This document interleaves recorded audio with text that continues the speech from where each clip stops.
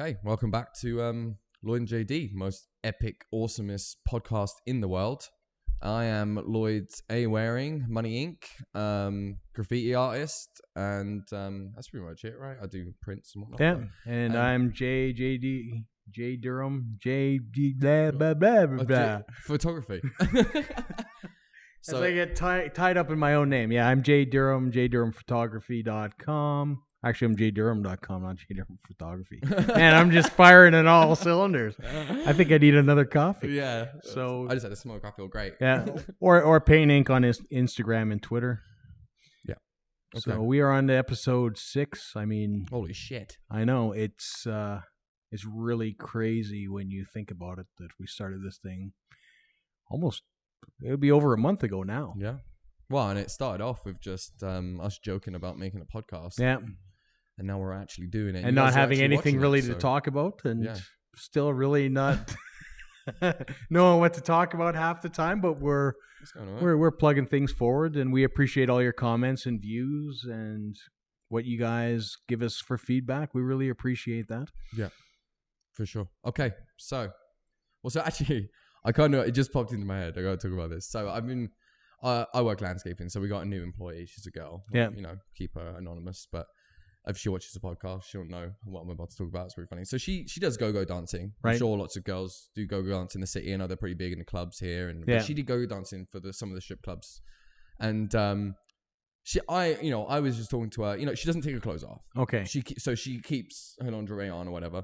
But I just wanted to know what's the creepiest thing that goes on in strip clubs, because it's funny. Right. I don't know, you like to know kind of what guys are capable of asking for. So, oh man, I thought I was going to get like some, I don't know, people saying some bad shit. No, she told me some rowdy ass shit that guys do in strip clubs that I think needs to be addressed. Really? Oh yeah. Okay. She had one old guy come up to her and tell her that he was going to jerk off in the strip club toilet over her. Come on, guys. What the fuck, right? Am I right? So, not only did he say that, then another guy actually bought her underwear. So he asked, just nonchalant, right? Can I have your underwear? $250, got her underwear. Took it off and give her something like in the back. Sold it? Yeah, sold it. So he's got her underwear tightly wrapped around his schlong and... For $250. $250. Does he not realize he could go probably buy 25 pairs of underwear? What is wrong with men, man? And he goes, it's the same on Craigslist. I used to go on Craigslist just to look. What? Have you never been on Craigslist and just looked at like the miscellaneous shit that people ask for? There's guys in there like, I want a woman to put on underwear, wear them for a week, and then sell them to me. All sorts of shit. What? Like, yeah, man. Why? I don't know. There's all sorts of things on there. There's another guy wanted someone to sell the underwear to him so that he could wear them for a week and give them back to her, and then she could send him pictures of her then wearing the underwear after him. So he's gonna wear women's underwear. So he's gonna wear women's underwear for a week. And then send them to this person, and they have to take photographs of her wearing his dirty women underwear that were originally her dirty underwear. See, and I imagine if anybody was going to do this, that they would probably wash them first. I'm just saying. No, he wants them on skidders and all. Skidders and all. How are you going to know? Would you? It's actually fucking funny, man. And I actually used to have an English buddy, and we went around his house once, and I remember we went down there and we was like, oh, what's that smell? And in the corner of his room was this pair of underwear, and one of my mates picked them up, and they were big stinky ones, and he took the bit, the stink bit, and he shoved it in his mouth. And I actually got a picture of him gagging as they're in his mouth, and I got him like mid-gag. So he's like, ugh. It's hilarious, man. It's really funny, but yeah, that was good times. That is. So I just had to bring that up because I just thought it was hilarious that the guys are into that shit. Like, what the fuck is wrong with you? So if she's making $250 a night selling her underwear, how come she's doing landscape? I don't know. She quit or something. Long story. I don't. Yeah, no, that's crazy What's stuff. more interesting for me was what you get in strip clubs, because I don't go to strip clubs very often. You know, I've had bad experience with strip clubs. I got drugged in a strip club when I was younger, when I was about 18. So I didn't go. And that's probably the last time I was at a strip club was maybe 20. And I don't have buddies that go. You know, and if they do, I don't go with them. So. I don't really know what goes on in there. But I just thought it was really funny. That's insane to me. To have the guts to even go up to someone and ask for that, I think is insane. Because for me, the confidence even going up to, women, is, it's not there. Jesus Christ, for the love of God, you're really pushing. Yeah, but to make statements like that. And I mean, I just find the whole thing weird. Like, why they have if they have strippers. I never got stripping. What's the purpose of go-go dancers? I don't, I mean, I've seen go-go dancers around. I went to shoot a show at Cowboys Casino. Yeah. And they have go-go dancers in the casino, which I think is weird as well. And it's got to be awkward for them too. I mean, I don't know. I'd run out of dances because we used to go to Cowboys. Yeah. That's where me and my girl used to go when we haven't clubbed in a couple of years now. Yeah. But when we used to go. Yeah, they stand there by the line and they dance, and I used to think to myself, Yeah, I no don't one get even it watches really. You get the one creepy guy that's in the strip club and just run out of quarters that will sit there and watch him for half an hour while he drinks his last rum and coke. You know, that's it. Yeah, I imagine it's got to be awkward too, though. Yeah, but then some girls like it, right? Yeah, I don't know. It just seems really weird. Like I said, I've seen them. At the casinos, I shoot shows at a couple different casino venues, and I've seen them there, and I feel bad for them almost. Yeah, it's because nobody seems to be even interested, really. No, well, they must in the clubs. I'm sure they get a lot more money and whatnot because guys that can't get girls in the clubs, I guess, or I don't fucking know. I'm just hanging on this shit here. I honestly I don't get it, but yeah. I don't understand the business model. The men are too fucking creepy. Yeah, they gotta take it back a fucking notch. To be honest, if you ask me. Yeah.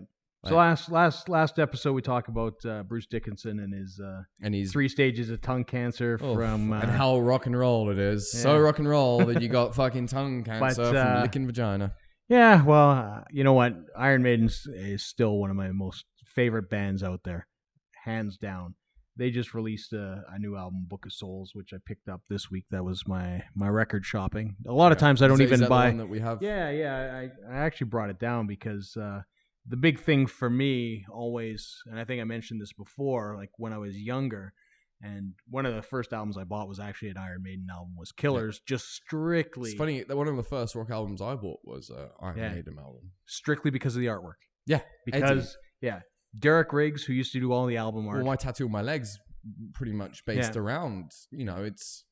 But I used to love Derek Riggs' stuff, and to be quite honest, Derek Riggs was probably a big reason that I became an artist, because I would draw that stuff all the time, probably drawing when I should be doing other things, but that's what I was doing. And, Iron Maiden is one of those bands that has sort of stood the test of time. They're still releasing and they stuff. Put on great shows. I don't know if anyone went to the show that came to Calgary. I was at one of the shows that came to Calgary. Phenomenal. I'm always there. Always got a good backdrop. Always there. Always amazing. Great show. I got a little bit too drunk at that show, and I don't remember the ending so much. My friends tell me things that went on at the end. I'm like, what? I guess people got to go up on stage and stuff, and I guess I was too fucking hammered to even fucking know that was happening. Yeah. So I missed out on that opportunity. Yeah, but they're always great shows. They're always great shows. If you've not seen an Iron Maiden show, even if you're not a fan, you should check them out, because over the years they've built up such a repertoire of Eddie characters, from Somewhere in Time. When I went, it was the Pharaoh. Yeah, the Pharaoh one, Power the Slave. Egypt one, and really cool. He came out in stilts and had like the big Pharaoh running around, and he was playing guitar behind him, and really cool. But I've never seen a show. But the later shows now, they implement a lot of the stuff from all the different albums, right? Yeah, so they'll go through constant set changes, constant outfit changes, constant new edits. It's a real show. Yeah. It's a visual show as much as absolutely, it is absolutely. They music show. They are awesome. But Megadeth too. I used to love Megadeth. Sorry, I don't know if you've seen a Megadeth show, but I used to go to Gigantor every time they came. Yeah. Well, if you look at my office upstairs, I was a Children Bodom fan as well. Yeah. And my office upstairs, I have Dave Mustaine and all the boys signed a giant Risk plaque for me and stuff like that. Epic. So I mean, I've got a lot of signed stuff I love from the bands artwork for Megadeth as well. Yeah. And Mike Learn, who's done a lot of Megadeth stuff. I know Mike as well from airbrushing. I mean, he's a phenomenal artist as well. I love some of his stuff. And, I remember as a kid, I'd redraw the covers for Megadeth. Yeah. Because they're epic. Hey, they do a really good job of inspiring. So Derek Riggs, I mean, did the art for a long time. He is not the artist on this one. It's a guy by the name of Mark Wilkinson. But in all honesty, it's a 3 LP album. So there's 3 albums to this. I just like the LP format. Artwork should be big. This little iTunes little GIF in the corner. That's the worst. And I think that's the worst thing about digital now. You don't get the artwork. Yeah. And I love because I have buddies that I do music, and I love when they come to me and ask me to do album art because it's epic. But you've seen the cover. You saw the cover when you came in, and you thought that was pretty cool. Yeah. Now, I brought it down because the fold out. It's kind of the first time in a long time that I've actually opened up an album and like, oh shit, that's awesome. Oh, okay. It's totally awesome. Yeah, so open it up. So like I said, it is a trifold of basically. Oh, cool. Yeah, so there's got 2 insert, but cool. that is basically the whole deal, right? So that's fucking epic. We'll point it towards a camera somewhere to kind of give you a quick brief look, but I mean. I don't know. That's way more impactful, I would say, than it's amazing. A lot of stuff. And I mean, you're not going to get that on iTunes. No. The fact that it's 3 records as well is awesome. I just want that record just for the artwork. That was wonderful. And that's what I was saying before when I was a kid, and why I like records so much. How even much you still pick that to one this up day. for? Oh, it was like $42. So it's one of the most expensive ones that you bought. I mean, worth it though. A lot of times I'm buying used records, so I'm paying $5 almost. Yeah, I probably bought 10 used records there. Yeah. But, I mean, that's a big part of me still loving records is the artwork and the things that come in them. And even the old ones. I like revisiting the old ones. Because they've got some package. Cool, it's fantastic stuff, right? But I haven't had a chance to listen to the album yet. They did release a cool thing along with it. Iron Maiden's kind of progressive, I think, when it comes to music, in the sense that they understand that there's digital and there's a whole bunch of different avenues that didn't exist before. But they actually released an 8-bit video game in conjunction with this album, sort of like a Nintendo old arcade style video game where you are Eddie and you play like arcade style, anyways. Yeah, you play almost like Donkey Kong games. Lexi Leon, who I know as well. He was the writer, producer, and director for that. And it's kind of cool. Speed of Light is the name of the game. You can just Google Speed of Light video game and you'll find it. I was playing it for probably a couple hours the other day, but really cool. And it was even just cool to see Lexi's interpretation of Eddie as an 8-bit video game character. And I think he did an awesome job. It's not just like a fucking glitch. No. It's he's a little guy. I mean, he's definitely 8-bit. He's just a little fucking he's square. Yeah, he's not like the old square Pac-Man that just runs around and his mouth just moves up and down. That isn't good. Just saying, what's the fucking point in making an Eddie if you can't see that it's most definitely 8-bit, but it's most definitely today's technology. So it is really cool in that department. So I wanted to chat about the Banksy thing. We'll cruise through the construction. Fuck Glenmore's construction right now. I'm pretty sure everyone else is with me on that. Like, why the fuck does Calgary do construction on a weekend, especially a long weekend? I feel like they could shut it down and kind of have night shifts, or I don't fucking know. I just feel like there's a better planning fucking process than what they're doing right now. Right. Because I live, obviously you know where I live. I live right by the exit to Glenmore, and it's a fucking gong show. Yeah, well, that's your main route out, isn't it? That was bullshit, man. It's a main artery. Like, what are you doing? Yeah. What are you doing? Yeah. Fucking wankers. All right, anyway, we'll push through to the Banksy. So I watched that documentary, and it changed my perspective a bit on certain things. So it was basically a guy ripped down old Banksy poster. It was the 3 space guys with the gun. Okay. Yeah, he took that down. It was on a bridge in London, and now he's trying to sell it. It's really fallen apart, so it's not the full picture. Yeah. You kind of just got the top bit, and it's really not looking good. But so it's a wheat paste installation kind of thing? Yeah, and he spray painted it on paper, so the spray paint's just cracking off, and it's basically, I don't know, it's just street art, okay, but you can tell that it's derelict street art. The picture's not there, but it still looks cool. Yeah. So you can tell someone's going to buy it still. But the big issue was that he took it off of the street right after Banksy did it. Yeah.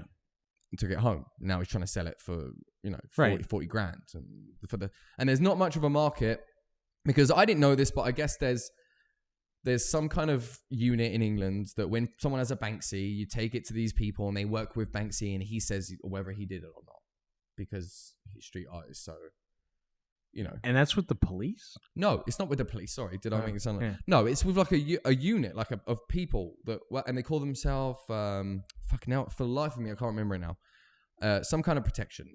Right. And it's basically a group of people that work solely with Banksy. They've been working with Banksy for years. They know him. They're able to take the artwork to Banksy, and he's able to sign off on it. With the street art, you can't, like, people have cutting out walls. Like, you've obviously seen where they're actually literally cutting the work out the wall and they're trying to sell it.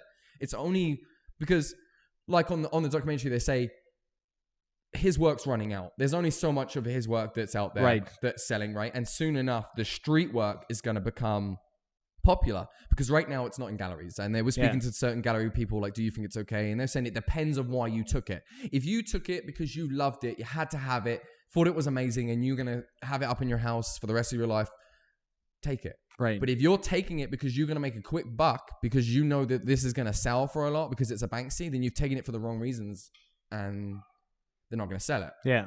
So, that was my moral issue. And I, being a graffiti artist, it got me thinking, if I did posters on walls, because I've done stickers and stuff and whatnot, and I make my stickers and sell my stickers. Yeah. So, would I care if someone took my piece of paper? And at the beginning of the documentary, I was like, yes, I would. But at the end of the documentary, I was like, no, I wouldn't, because there were so many different perspectives from artists there that were saying that, someone took that because they fucking really wanted it, because they really liked it. I'm not famous. Yeah. So if you've taken my piece off, if you took it down because you thought it was shit and it was bothering you, or you took it down and took it home because you really liked it, and not that I can differentiate between the two because I'm never there when it's taken, but it's kind of nice that someone might have walked by and taken it because they want to put it in their house. Well, you even had pieces that, when guys go to buff pieces off, that have been intentionally missed, and you can see that. Yeah. So, I mean, there is some appreciation, even from the guy whose job it is to get rid of street art or graffiti. Yeah. He leaves it there because obviously he sees some value in it. Well, and I think that's the argument of when you become a street artist or a graffiti artist, when someone's seen value in what you've put in the street. Because some of the stickers I have, it's not graffiti art per se. Right. I put it in more of a tattoo realm. Yeah. Really, because they're, gypsy women. Yeah, gypsy tattoos. The flower eyes. Yeah, exactly. The old American classic kind of gypsy. So, I don't know. Yeah. But I haven't sold stickers in a while. But that's interesting. This Comic-Con, hopefully I'll have stickers, and I'll have my business cards, and I'll have everything set up. Hopefully, that's if I get off my ass and I get it done again. I haven't seen the documentary. It is an interesting argument, I guess, in the sense. But in all honesty, I mean, when I put stuff out on the street, I know at that point it's gone. I've put it out there, and that's it. I also know it's not going to... But also, they need to understand that the reason it was put out there is because it's public space, and I want multiple people to see it. Yeah, yeah. I don't want you to walk by and just take it home. But we also know those pieces don't exist for very long, especially in this city. They get Calgary. Painted over. And I mean, a lot of places where guys are painting, nobody's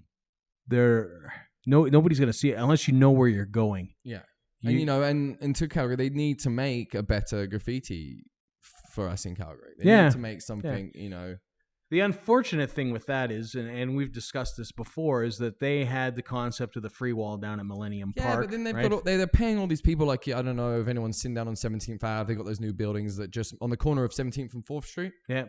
And they got that huge piece. I'm not sure who painted it. It's like ballerinas with goldfish. Okay. It's a really nice piece. Yeah. Really big piece. They're paying people to do really nice pieces like that, but I never heard about it. Yeah. I'm an artist. They're not reaching out to the point to where anyone's able to sign up for this or put their name down for something like this. You really have to search. And seeing that go down, I did search and I found nothing. Yeah.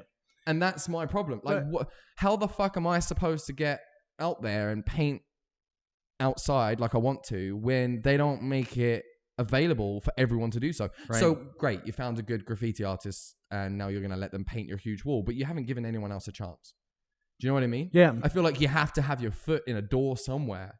Well, and that's part of being a known commodity, right? I mean, chances are with big pieces like that, they're getting paid. I mean, Yeah, but it's not fair for the young. We got approached earlier this summer about doing a large piece. Yeah. Which never panned out because of the money. Yeah, they don't want to pay you for the time. No, they wanted to pay a couple $100 but then again, for my something. issue is getting these kids off the street and actually giving them something to do. Right. The only people that are getting something to do are like the 30-year-old spray painters that have mastered the craft. But that's not the point. Yeah. Do you know what I mean? Well, there needs to be a space for everyone. Yeah. Like they were doing Millennium pieces. Yeah. But same fucking thing. They were still bringing in well-known graffiti artists in Calgary that have made their name already. Right.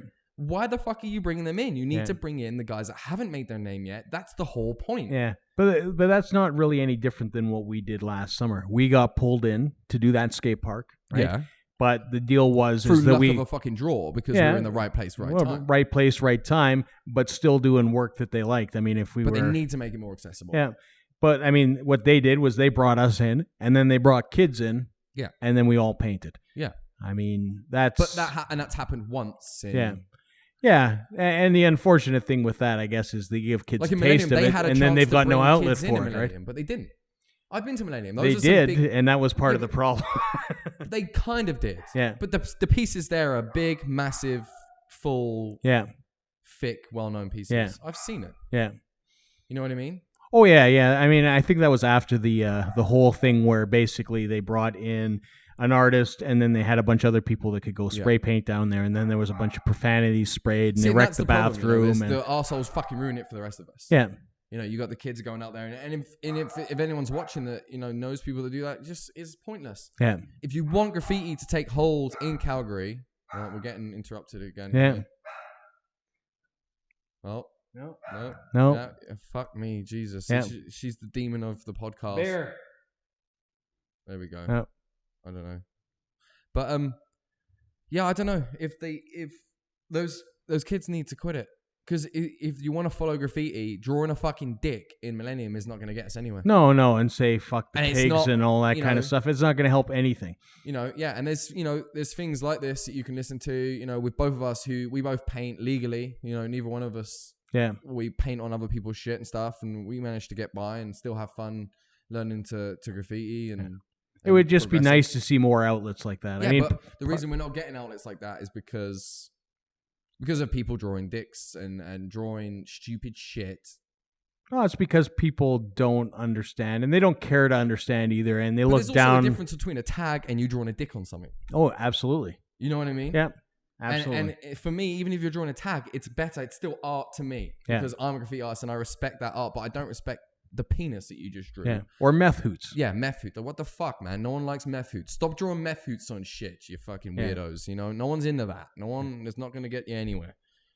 So, what do we got? Limited time here, right? Yeah, we're getting close to the end, but so we'll just keep on. About Rob Holt here. I think he got in touch with me. The Outer.